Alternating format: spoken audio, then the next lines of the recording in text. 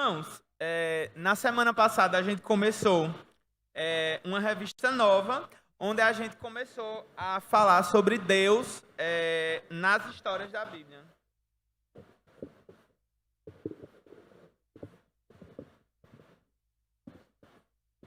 Onde a gente vai aprender sobre Deus nas histórias da Bíblia. A gente vai aprender acerca dos atributos de Deus, né, revelados nas histórias da Bíblia, nas narrativas das Escrituras. A gente viu também que a gente começou, né, com o primeiro atributo da glória de Deus, e hoje a gente vai dar seguimento, então, né, com a pergunta número 4 do breve catecismo de Westminster, que pergunta quem é Deus. Perguntinha fácil, né? Bobinha. Assim. Quem é Deus, né? Como responder essa pergunta? E a confissão o breve catecismo, aliás, responde da seguinte forma: Deus é espírito, infinito, eterno e imutável em seu ser, sabedoria, poder, santidade, justiça, bondade e verdade. E tem esses números aí no meio, né?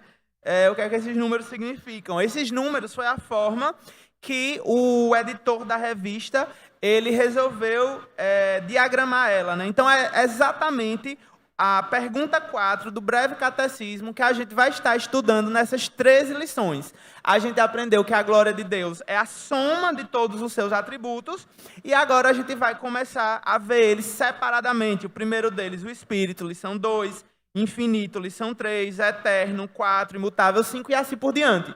Essa é a ideia do breve catecismo que a gente vai desenvolver. Veja como uma simples pergunta, né, vai demandar 13 aulas para a gente falar sobre todos esses atributos.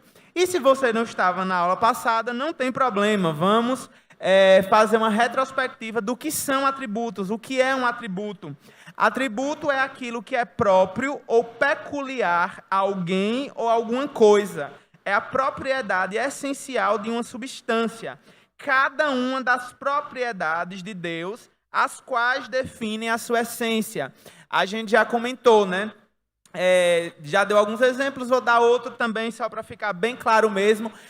A cadeira não é uma propriedade essencial dessa cadeira que vocês estão sentados e sentadas, ser branca, né? Ela poderia ser vermelha, azul, amarela e não ia deixar de ser cadeira. Não é uma propriedade essencial da cadeira ser feita de plástico, porque ela poderia ser feita de madeira, poderia ser feita de ferro, e ainda assim seria cadeira, né? A gente viu isso.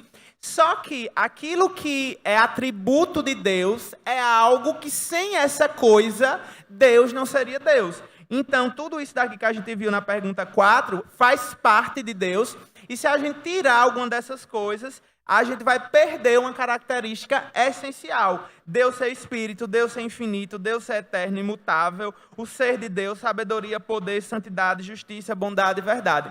E isso, irmãos, é apenas, né, de alguma forma, uma resposta simples até, né, sobre quem é Deus. É algo muito mais grande e muito mais complexo e muito mais glorioso, né, como a gente começou vendo na aula passada, que foi justamente a glória de Deus, a soma de todos esses atributos. Mas bem, então hoje vamos nos dedicar, ou pelo menos começar, né, já que a gente só tem mais 17 minutos, sobre Deus ser espírito. Que significa a espiritualidade de Deus. É engraçado nessa frase, a espiritualidade de Deus, porque parece que isso a gente fala sobre nós, né? Sobre pessoas espirituais e tal. Mas e quando isso se refere a Deus? O que é que significa Deus ele ser espírito? Significa basicamente duas coisas, né, irmãos? Que Deus não tem corpo, né? Um espírito não tem corpo, e um espírito não é feito de matéria. Então, Deus nem tem corpo, nem é feito de matéria. A sua existência essencial é espiritual. Então, você já deve ter ouvido, né, de um ateu ou de alguém assim que não acredita muito e não se preocupa muito, né, com essas coisas. Uma perguntinha básica, né? Quem criou Deus, né? Alguém já ouviu essa pergunta de alguém, né? Irmãos, Deus não precisa ser criado, ele não foi criado, afinal, ele nem matéria é. Sabe, quando a gente pensa essa coisa da criação, é claro que Deus criou seres como os anjos, né, que também são espirituais. Nem toda a criação, de certa forma, ela é material, propriamente dita, mas quando a gente pensa em matéria, toda matéria ela precisa ter sido criada, né? Ela precisa ter tido como a gente chama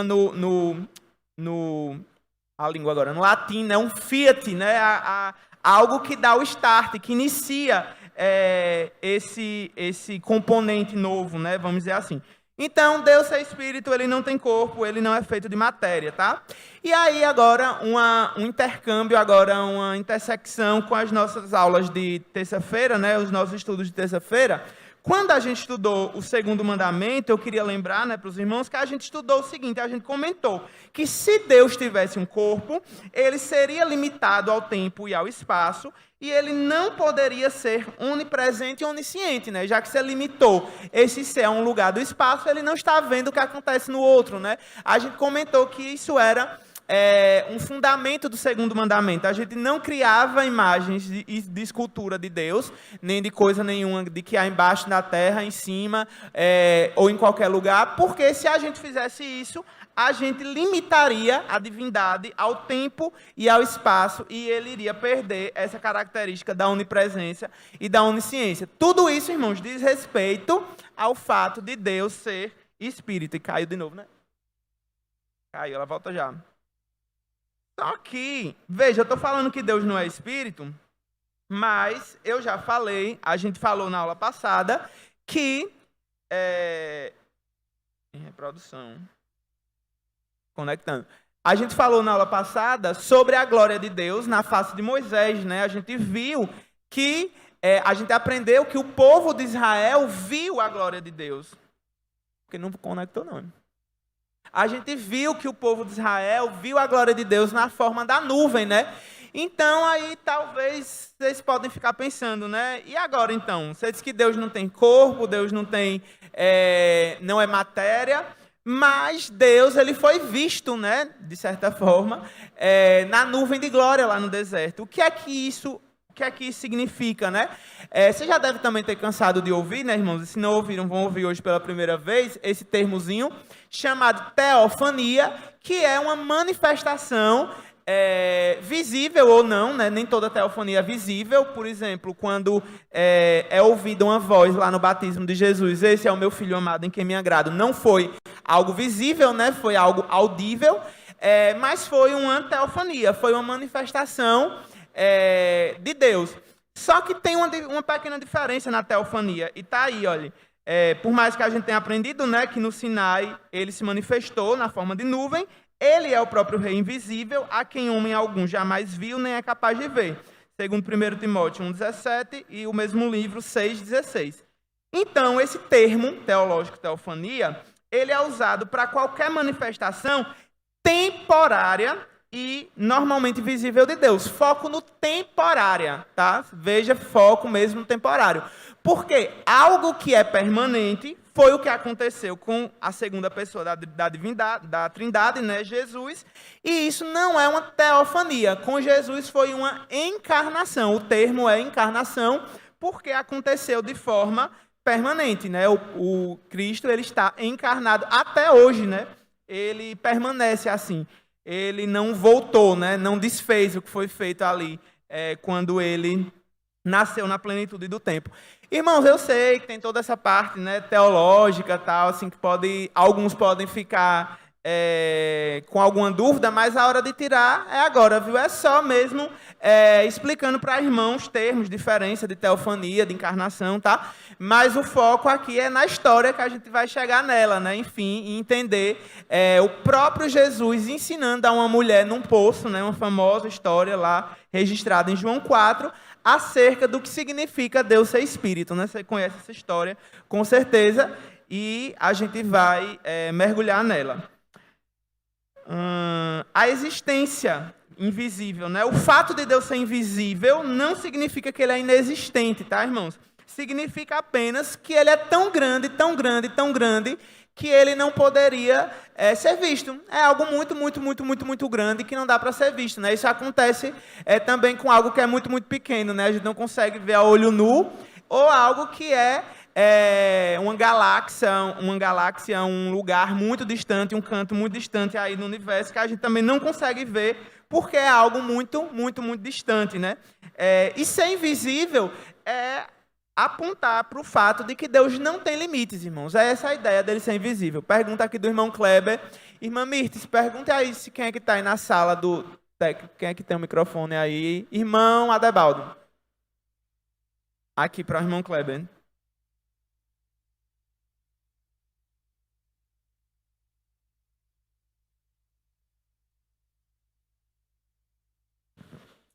Bom dia, pastor.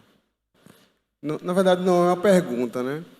Essa propriedade de invisibilidade, os cientistas já descobriram e já conseguiram, com alguns objetos, tornar por um pouco de tempo invisível.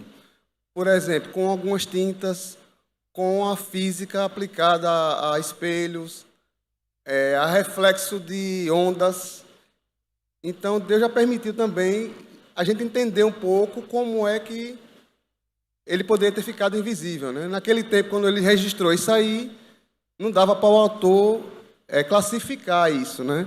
Mas é perfeitamente possível hoje, dentro da grandeza de Deus, do fato dele não ter limites, que ele realmente tenha ficado em algumas situações invisível para aquelas pessoas que ele quis ficar invisível. Mas a questão é que a gente não está dizendo que Deus ficou invisível necessariamente, né? A gente está dizendo que Deus é invisível. Quando a gente está falando de atributo essencial, a gente deixou claro que né? Quando a gente fala que alguma coisa a gente não está dizendo que essa coisa está, a gente está dizendo que ela é invisível. A exceção, no caso, irmão Kleber, ele não está invisível, né? A exceção justamente foi a teofania. Foi o fato dele se manifestar de forma temporária, né? Foi o que eu grifei, o que eu deixei claro. Ele ser invisível é a regra, é a essência, é algo que é essencial. O não estar invisível é que é a exceção, é a teofania. Então, pastor, desculpa aí que eu me coloquei errado. É porque não está falando de Deus, não, está falando de Jesus. Que em algumas situações você vê que a multidão tentava pegar ele e tal, e aí não conseguiram ver. Mas ainda estou também muito limitado para entender isso aí. Sim. É complexo. Sim. Porque o fato de não conseguir ver... Pronto, para outra história que isso aconteceu, foi lá em Sodoma e Gomorra, né, quando os anjos eles foram enviados, né, para alertar Ló e sua família, e aí teve toda aquela confusão, bateram na porta deles, tal, e queriam os anjos, tal, e eles também não foram capazes de ver os anjos, e o texto ali diz que é porque os olhos dele, né, o que aconteceu, na verdade, não foi nos anjos, né, foi nos olhos. Então, realmente, a gente precisaria pegar o texto, né, e tentar entender e tal, mais detalhes do que aconteceu ali nesse momento que o senhor tá comentando, irmão Kleber. Mas a gente vai falar ainda um pouquinho sobre o fato de Jesus, né, porque Jesus ele é paradigmático também pelo fato dele ter uma natureza 100% humana e uma natureza 100% divina, né? E deixa eu ver se é o próximo slide. É aqui o próximo slide, irmão Kleber. Vamos tentar entender isso juntos. Jesus Cristo, ele tem um corpo, né? No que diz respeito à sua natureza humana, só que essas duas naturezas, elas não se confundem. É algo assim... muito importante isso, porque isso é uma heresia na história da igreja, né? Essa questão, sabe assim, Dragon Ball Z, cadê aí o pessoal dos animes? Goku e Vegeta, Trunks e o filho dele, que eu esqueci o nome, Gohan, né? A fusão lá, né? Quando eles se fundem e dois se tornam uma mistura, né? Um pouco de um e um pouco de outro. Não foi isso que aconteceu na união das duas naturezas, não é isso.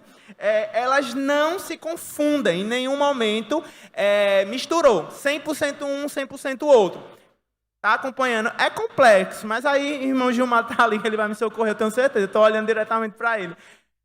Se alguma coisa der errado aqui. Então, veja, são duas naturezas, elas não se confundem, tá?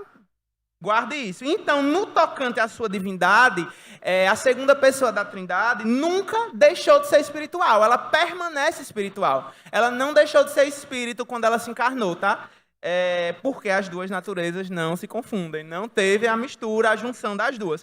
Irmãos, para os irmãos terem noção, como isso não é algo muito simples mesmo de entender, eu não sei se tem 1000, mas tem quase 1000, né, páginas, aquele livro A União das Duas Naturezas, do Heber Campos Pai, deve ter quase 1000, se não tiver 1000, umas 900 e poucas páginas, só falando sobre a união das duas naturezas e explicando que, embora elas estejam unidas, elas não se confundem. Isso que eu estou falando aqui em 1 minuto, tem 900 páginas escritas sobre isso, se você quiser ter mais informações sobre isso.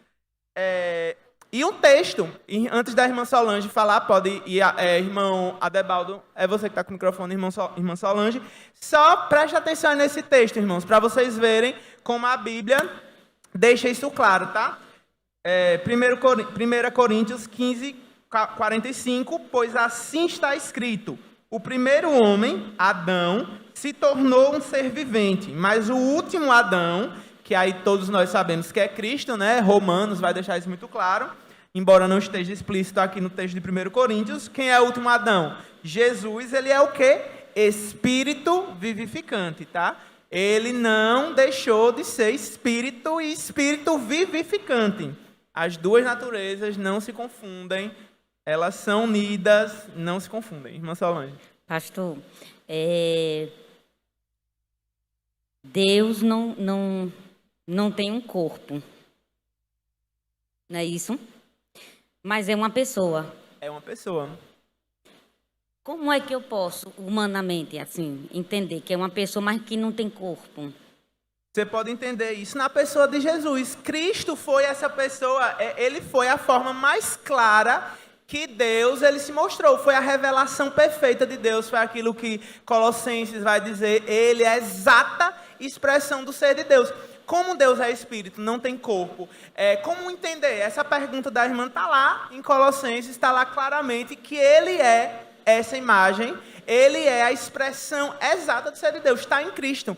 A gente consegue vislumbrar essa informação na pessoa de Cristo, nele. Ele é esse ápice, né, da revelação, nele, como a gente fala sempre, né, que a gente consegue entender isso. Qual a diferença? É que Deus é uma pessoa, mas ela é uma pessoa divina, e Cristo é uma pessoa divina humana, né? Ele tem as duas naturezas nele, né?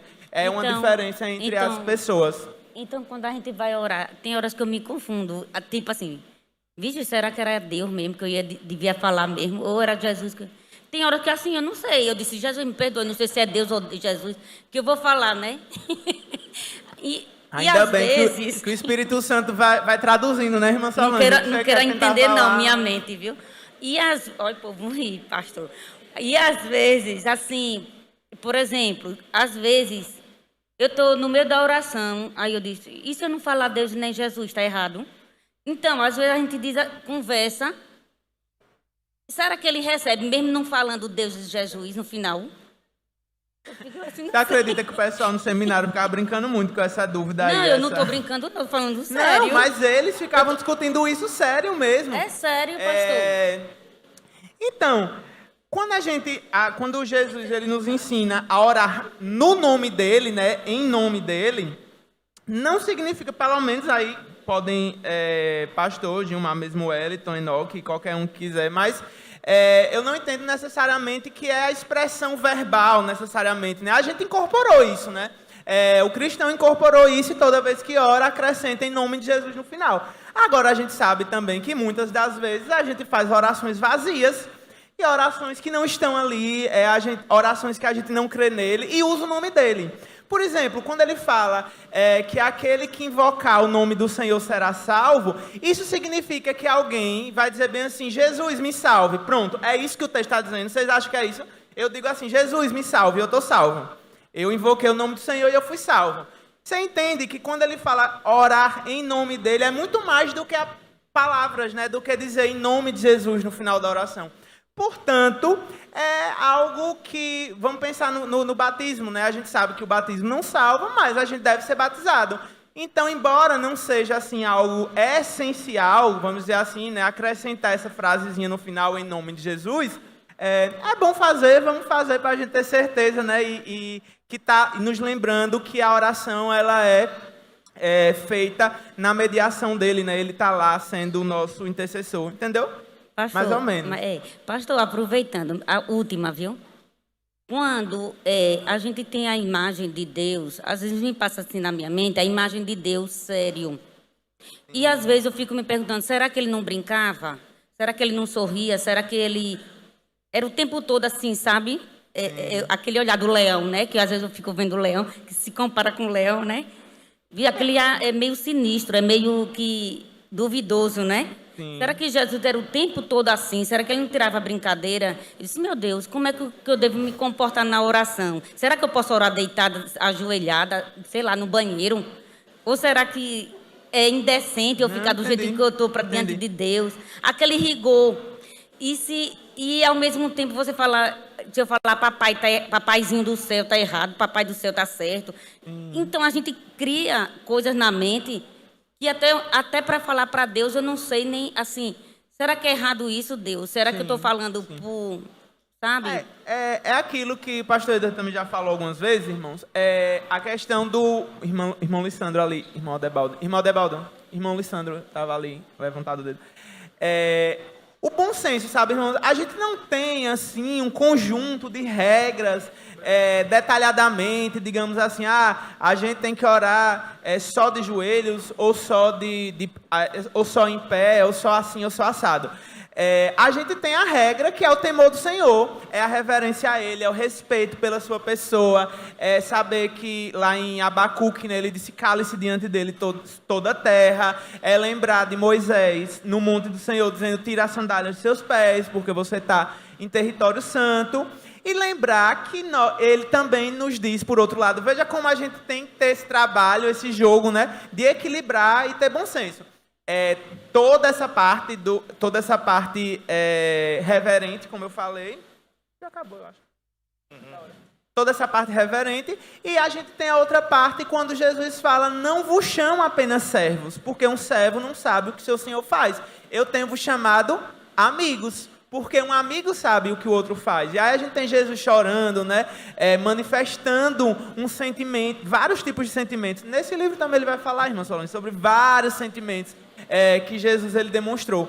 Então, ao mesmo tempo que a gente tem essa reverência, a gente também tem a certeza de que nós somos amigos, que nós temos uma intimidade, nós desfrutamos de um relacionamento íntimo com o Senhor. Não é simplesmente o relacionamento de um servo com o Senhor tirano, né? É com um rei que a gente estudou, que é um rei pastor. É um rei que procura o bem-estar das ovelhas, entende? Então, tem esse equilíbrio, esse bom senso, que cada um tem que encontrar esse bom senso. Você deve saber por que você está orando de joelhos, ou por que você está orando deitada. Você está orando deitada porque você está com preguiça, você está orando de joelhos porque você acha que Deus vai ouvir mais a sua oração se ela for de joelhos, entende? Aí eu não posso responder porque depende de cada um, né, os motivos pelos quais ele está orando assim ou assado. Um texto que a Bíblia fala uma das cartas pastorais, agora esqueci qual, fala que os varões devem orar levantando mãos santas, né? Por exemplo, com mãos levantadas. E você vê, não é muito nossa prática, né? Assim, orar necessariamente com mãos levantadas, embora a gente tenha um desses textos falando sobre isso. Irmão Lissandro. Opa, bom dia. Pastor, você falando aí que Deus não tem um corpo, eu ainda fiquei... Primeira vez que você falou disso, creio disso, sou crente disso, acredito na onisciência e na presença dele, mas na Bíblia traz algumas passagens que faz a gente se questionar como, e a gente não pode ter todas as respostas, mas Deus fez o homem à sua imagem e semelhança, então a gente imagina um ser com 2 braços, 2 pernas, e lá em Êxodo, quando Moisés suplica, ele fala para Moisés que ele vai ver toda a sua bondade passar, ele coloca ele atrás da fenda e ele fala, quando eu tirar a minha mão. Então assim... Passagens como essa, como é que a gente explica?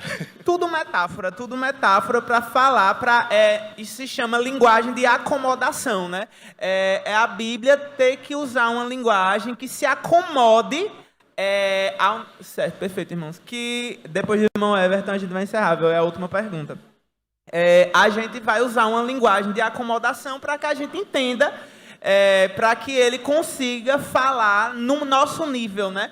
Mas, irmão, sobre a questão da imagem de Deus, né, do homem ser criado à imagem de Deus, de novo, a mesma resposta que eu dei para a irmã Solange, é lembrar da pessoa do Redentor. Eu sei que a gente fica questionando, estipulando sobre a primeira pessoa da Trindade, mas quando ele cria o homem, né, e aí tem uma polêmica, se façamos ou não é a Trindade ou não, e tal, aquilo tudo, mas é a Trindade que cria o homem. É a Trindade que está ali formando todas as coisas. Tem a economia da Trindade e tal, mas é a Trindade. É a Trindade que está ali envolvida nesse processo de criação do homem.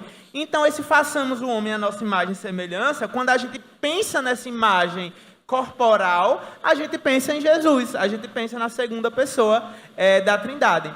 A exata expressão do ser de Deus. Irmão Everton? Só para ajudar essa resposta, inclusive da pergunta da irmã Solange e consequente também a pergunta do irmão Lissandro. O Colossenses, capítulo 2, diz assim, falando de Jesus, Paulo falando de Jesus, capítulo 2, versículo 9. Porque nele habita corporalmente toda a plenitude da divindade. Segundo Colossenses 2, no caso, versículo 9. E no versículo 1, no capítulo 1, Paulo é bem claro, né? Se a gente quer ver a imagem de Deus, ele diz aqui, só para ajudar, pastor. Colossenses capítulo 1, versículo 15. Falando de Jesus Cristo, Paulo diz o seguinte: ele é a imagem do Deus invisível, o primogênito de toda a criação. Então, a resposta a própria Bíblia está dando, né? Deus abençoe. Amém. E é como eu falei, irmãos, é normal mesmo essas dúvidas, é algo muito outro. Como eu falei de novo para a irmã Solange na domingo passado, e vou repetir, eu vou até procurar esse texto e vou disponibilizar para os irmãos, para vocês lerem, porque ele é muito bom, falando sobre a teologia do mistério, né? Esse texto do Iago Martins, tem acho que 4 páginas, eu vou até imprimir, para dar para os irmãos que queiram ler. É muito, muito, muito interessante ele falando sobre essas coisas realmente que são misteriosas, né? Que a gente não consegue entender plenamente. Rodrigo, você poderia vir aqui orar por nós? A gente vai encerrar hoje, então, na introdução, né, irmãos? Como eu falei, a Assembleia deixou a gente com menos tempo. E no próximo domingo, o pastor Edward vai entrar, de fato, no texto, né? No texto de João 4, que a gente nem começou a ver, nem conseguiu ver. Então, vamos orar com o irmão Rodrigo, lembrando que às 18 horas a gente vai ter aqui na igreja, né, nosso culto de louvor e adoração ao nosso Deus, com a ordenação e posse dos novos oficiais. Vamos orar com o nosso irmão Rodrigo. Oremos. Senhor nosso Deus, querido e amado Pai, muito obrigado, Senhor, porque o Senhor nos revelou o Senhor Jesus Cristo para vir a este mundo e através dele, ó Deus, possamos entoar todas as nossas orações. O Senhor é o verdadeiro Deus, é o único Deus, é o Deus que nos chamou para estarmos aqui e ouvir a Tua voz. Abençoa esta igreja, Senhor. Abençoa este povo que aqui, esta manhã, esteve reunido e pôde ouvir um pouco, ó Deus, da Tua palavra, pôde cantar louvores, pôde escolher os seus líderes. E abençoa, Senhor, a liderança dessa igreja, para que ela permaneça fiel em honrar e glorificar o Teu nome. Que nenhum desejo ou entendimento puramente humano sobrevenha sobre essa igreja, mas que seja através da unção do Teu Espírito que possa conduzir o Teu povo numa adoração sincera. Abençoa, Senhor, para que logo mais à noite possamos estar aqui para ouvir mais uma vez a Tua voz e aplicá-la em nossos corações. Deus, o Teu nome seja louvado em todo o sempre. Que oramos em nome de Jesus Cristo. Amém.